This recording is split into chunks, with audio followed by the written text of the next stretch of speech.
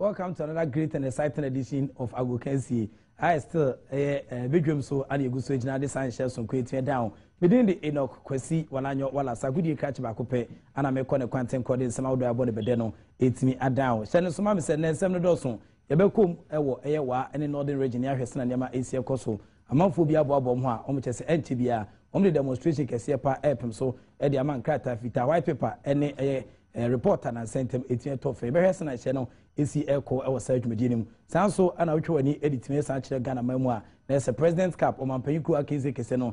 Ami Adoma on the 1st of July, Penfoche say, and also Ebitian Santo Jaway, and it's every Binaka, and our Beshe still a Agukense Jumedia so Badwam so. Chanosumam said fast Mr. Madama, and almost touch that Bomania Etianqui, Eddie Amasa Jumedia. So we space netted to severe Eddie Bina Winya, Bomodiada, when you know Muja Dibia, set to make a fast about Mr. Bia, and also Bitia Bois and Mapomo don't so Yama Etianqui, Eddie Amawemo, and a sponsor said, touch that bois, and media can say Jumedia can see Etia Jow. You are, Yabesa Eddie Niakano, Etia Sanso.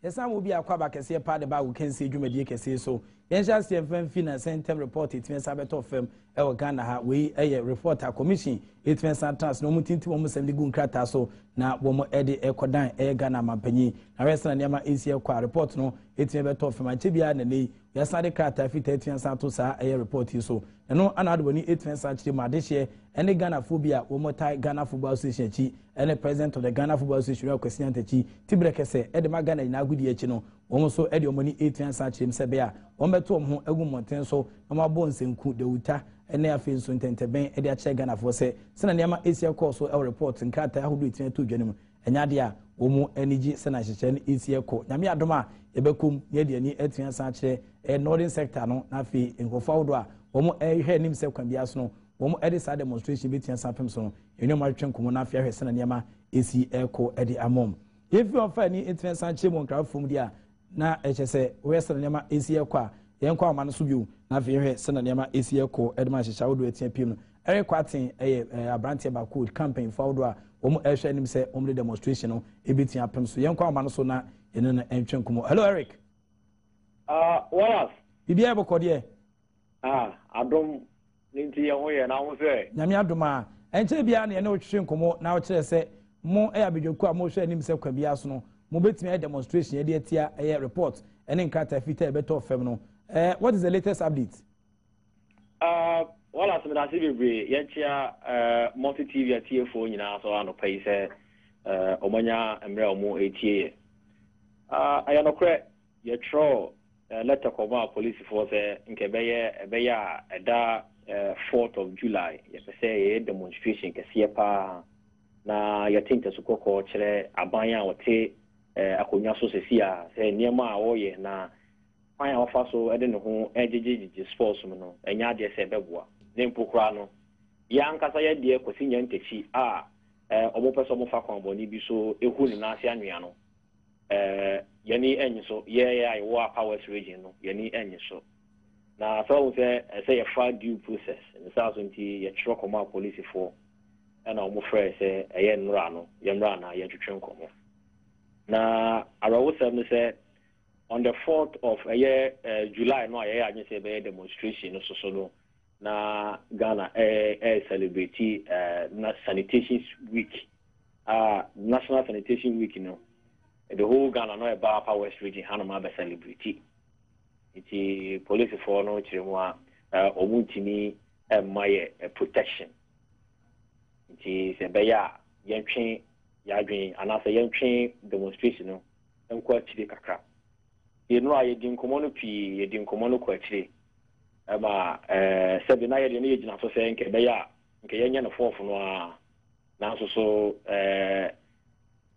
nipa mienu na ye yade no ti se bakoka se yentwunko akire ne yetena se ane ehu se no matter what your message I send you across you send you across the no say ye tiase nti ye tiase se ye betwe afiri fofo no ye ba ye ne empanyi fo so abetena se ade di nkomo ato adwene ma bibia koyese nyame adoma aye on the 11th and sisi ya no ya date ne say demonstration e bekoso nti odofo edom ya ena no paya no the letter for bekwa police for no say beya omomo yenya no on the 11th. Okay, then say on the 11th of July ya na nyame adoma demonstration moye editia white paper no and our face report beto fem no mo be sa demonstration no nyame adoma ya 11th na say nyawusika no but mame san enka ensiso say we know enya dia ebu yabam na say be college amo frɛ your program so any din komo frɛ ye keka ne ekoso money enye ho no emu omabam almost no say impo 20 years akora no a demonstration dey say baso because enema ekoso no emu orem wala say wo be kaya 5 people no ho asem na ye kan nanso edan nura usa hu the issue about the boy issue no any ho sense ma eba nti se commission no no request say ayo ura Ismail on request for assistant na actually wo san the nation so your ball boy na wo hu ba bia Ghana ye pese ye dey for football ye dey ekokodru nti demonstration dey ya twa kwa actually 11th but e be baso. Okay, we dey Eric Kwatin be dey was say this report here tia dan be koso dey actually now on the 11th of July tentative date mo dey abetudwa no ya koso ahwese na niam ABC akweda se bebre.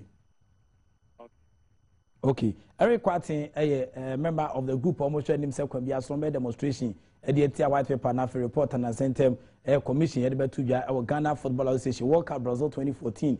I can see a dear need fence and trust, or sent Tesuko, you will be a now, so Abibiano, a giant but this time the own person will take a corner. It's immediately enough for Son Yama, ABC Ako, Ediama Sanchia, and also at TPM. Jefa Seba, Mr. Dre Boyjuma, Omodian Dasson, Sabitan Sankabia, Dibia Tete, Osaka, a bit young boy, and Mapomo Don Etian Kuyi. Yevani, Edgemu, Air President Cup, Mampenuku Akensino. As I can see in Kayaka Quentum Kaka, is answer musica Sam Cano, and now Kanaka. Now, so they abandoned pen for Santity, on which I shall Musenya Miadoma, Air President Cup, Akensi and Bebaso, on the 1st of July, and I said, Medeka Senebiti Atuja, Alaji Ali Raji, or no Anega Katitreni, and ordinance some 80 giant, if a President Cup, or Mampeyuku Akensino.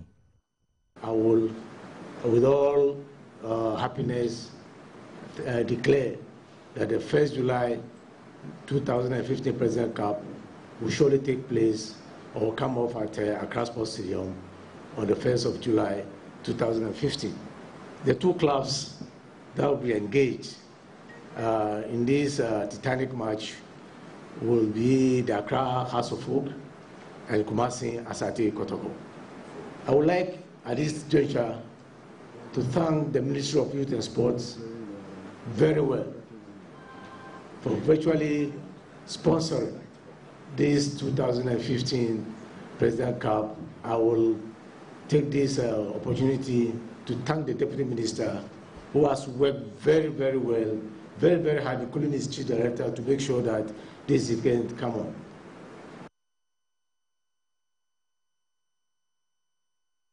Ali Raji, Gaka, almost training out and council ordinance 18 to just Yami Adoma, President Cup, Mampenuku Akinson on the 1st of July, and I said with the Kessenibiti about so between Accra House of Folk, Phobia never say die, as she do Ketakananum, Yan Conton Ranton, Omni Kumase, Krobia Asante Kotoko Prince, Medukata Repambo Bubukono, and this Akinsi Kessen, Ebitia Pemso, Bunebeka Sebe, Crucia, Dicey Titanic, Crunchy encounter, immediately near the Unsun son, Etian down. Emo, Honorable Vincent upon someone. VOA and I'm trying to tell friend or Deputy Minister for Youth and Sports or Chelsea this time are buying Eddie Eshe President Company.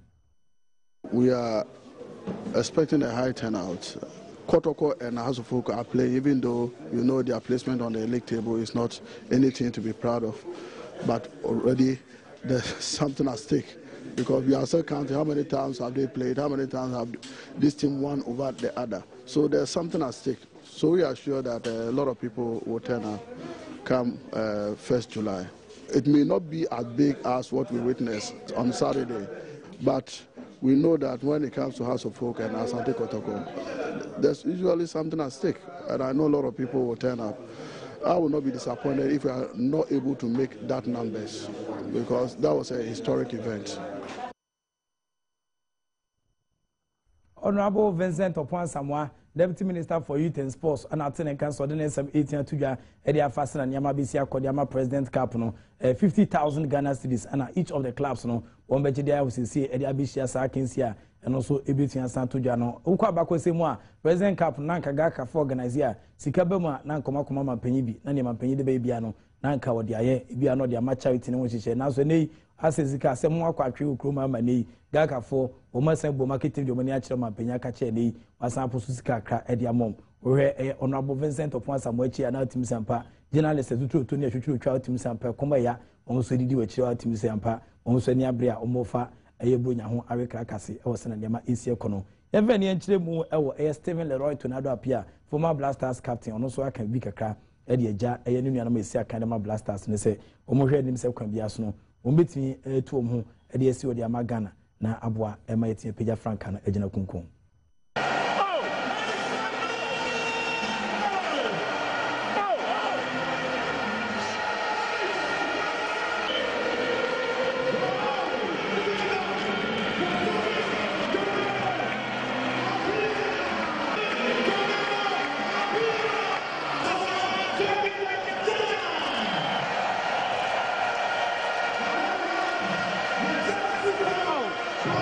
Well, what I want to tell them is they shouldn't rush in life.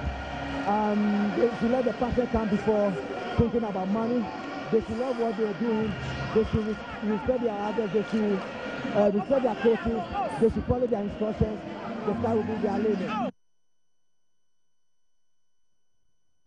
Stephen Leroy Tornado appear, former Blasters captain, a testimonial game national, and on the footwear more than a party me Ghana. Blasters currently plays is here kind of more money. I say, Omo Emma, a too much in the omanim since some Mexican omanim, Omujumadia, almost a good in a way, and can some can say pay to I know what 20 Buffo, a month for Becca year 1991 to 1994, not 20 Buffo Siakai, Edema Blasters of Ghana. Papa na Germany Montesnote, now with me, a boy Juma cry at me, aye, modeling in our pain, and idiot. When the Jumadia would dinner and Samba, we are just all Baba, a footballers are. My retired professional footballers are retired now. And also the futu kakra, it's me, Eja, a places, ya can see. So, I'm planning on retirement will say baby Tiabua, Omobefia, Oman Sran Kudi, and as someone could into rule.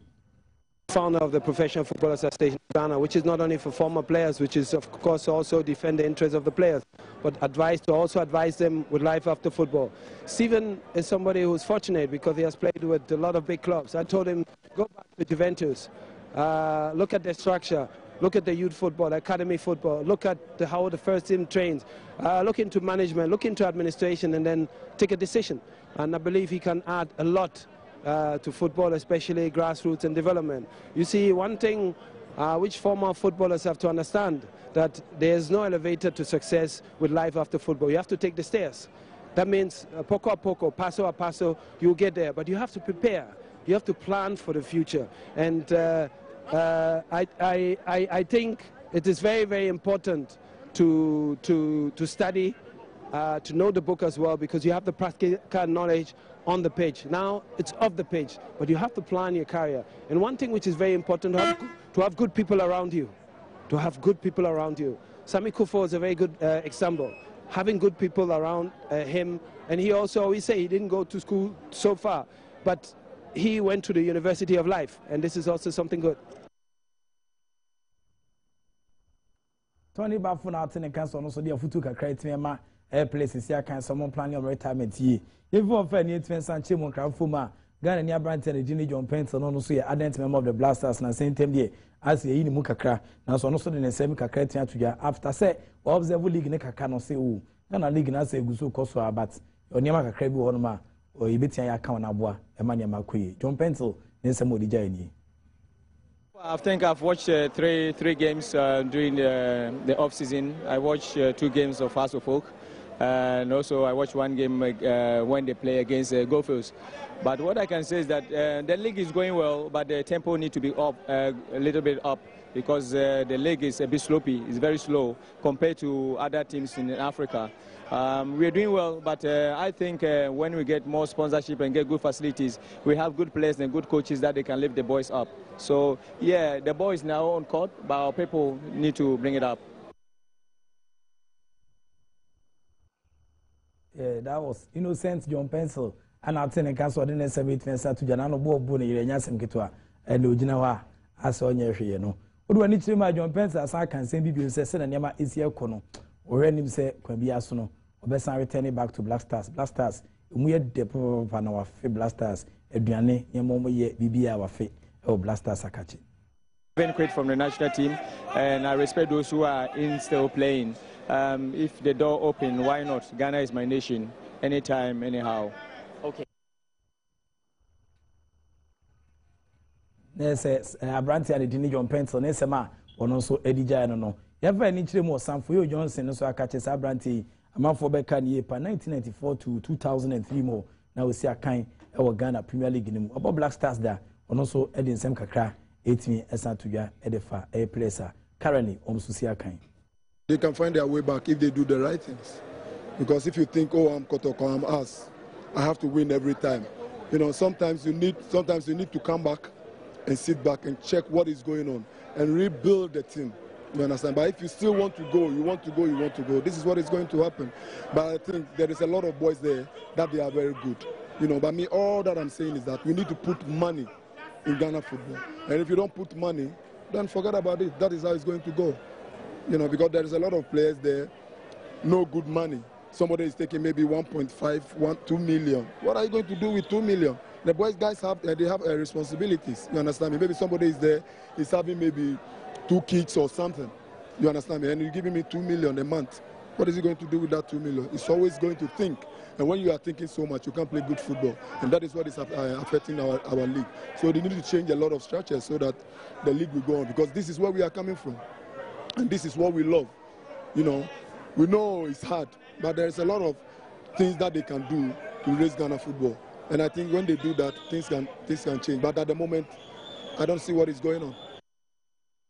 There's a Sanfuyo Johnson, no someone who I don't know. Or some can say be a very critical say. None of the commission report nature say baby jet as Samoa Black Stars captain. In quantity, a school be a bit and some good leadership qualities. Diabua, Emma Black Stars setting a queen called Nichebia, Kalek University, Methodist University, Pentecost University, Central University, Gampa, Hobebia, no Christian leadership qualities, a bit and bois, Emania Makui Diamano, Sanfuyo Johnson, so Sansa made a top film. I dream about who crashing. Leader, you need to come on. Then all the ministers and everybody, they should go to training before they come and do their ministry this time. You understand me? So this is not. I don't think maybe they are trying to bring something about. I don't think that is something that we should do. You know, I don't think so. Sanfuyo Johnson, and also the Kakra 8 Jayano. Baby jet as Samoa Jan was seen a kind of an or UAE, and also the same Kakra transfers you are for so as Samoa Jan. Transferring to Nibia for nature before was here, baby, and who yes, Missy Akanda, England, because Sunderland, but just Messi Akanda, ma air class baby, but we're very happy. Oh, I'll eye for Akachi. Happy where I am right now. You know, it's all about happiness. You know, at the end of my career, I won't think people will be cheering like that. You know, it's between me and my family. You know, so I come first before the fans. You know, it's very important to be happy where you are. And I'm happy where I'm at. And I think this decision has been so perfect for me in terms of international level and club level. Yes, there's a baby yet as Samoa Jan, with him so being here makeup Kakana bois, and my name is Tiaku, man, I only two, but an India makeup na bono. But Western University, also Kakanema says, Kandi Abba, can they on to die best at 3 million US of earback or dollars on Kaha, Manshan Kessie, on Kwana team Elkruma, and then some also 8 PM. But Christian Akuka Sam, Abu Fakuma, and also no see academy about Timbu Konani, or the near Chemo or Benmouth for Kacha Okusia Kanho. I ran to Waribuni, and also the next Matuja, Edia Fasten and Yama is here called the Mano. I'm expecting to work hard. Oh, just expecting to work hard. You think you can hold down the first team place? Let's see when the hard work comes in. What is your target for this season, you know, in terms of the Premier League? To be better than last season. Which means you're going to score more goals? We have to see when the time comes. Na yɛde nsɛm awodɔ nsa kan yɛwɔ a wokansie so ɛwɔ bedwam so no ɛtumi asi hyɛ no so ma me sɛ aberanteɛ de di ne Sergio Manucho ne Ivan Samaugaga ana afei so ɛyɛ producers ahofɛfoɔ a wɔn so wɔ ngyinom a wɔn ɛboa cameramen and women a wɔn so ebi piem ha wɔn boa ma nneɛma ɛtua nsa koye na me Adom an 70 bebre na aka chiri esenya daje bi ochina so be san bijirim ye de down no se na ne ma esia ko dwumako batan ba ko a omodin ene je fast heba Mr. Madama ana mo ta chiri bo me research we de ke sit me down mesrew we catch ni na odwon so te yaw ewo mu we abaiwa edu that period of the month na we twa jajo asne uni na wo si aka ba bia mesrew wansan kan je fast heba Mr. no ene edu ba ko ebitia boa ema niama etia ko idi ama sedoi edu etahwe ba ko a ennamu yade bia wanya bia no ebitia proper chiri na boa ema niama etia ko idi ama je fast heba Mr. ko heba shops ne pharmaceutical shops awdo idemu a wonsa ebitia kan we su ne gina na yɛde nsɛm awodɔ nsa ka o kesi so no etimi esi midin de Enoch Kwesi Walanyo Wallace agudi catch baako pɛ na megyina mu ɛde san hyɛ so nkweti brɛ o. The act of being a good guest is to know how to say goodbye.